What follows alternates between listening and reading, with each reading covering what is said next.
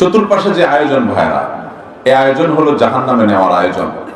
ইবলিস গোটা পৃথিবীতে আজ জাহান্নামী আয়োজন দিয়ে পরিপূর্ণ করে ফেলেছে।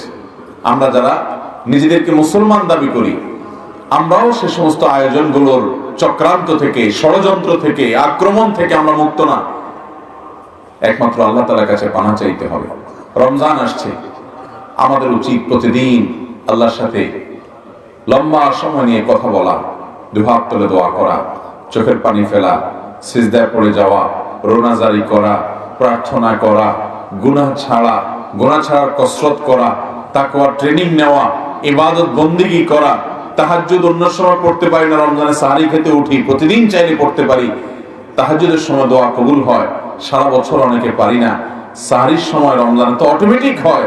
কত সম্ভাবনা, কত সুযোগ যে রমজানে আসে, কিন্তু হেলায় হারিয়ে ফেলি, চেষ্টা করা হয় না। এবার রমজানটাকে ব্যতিক্রম রমজান কাটাবো তো ইনশাআল্লাহ।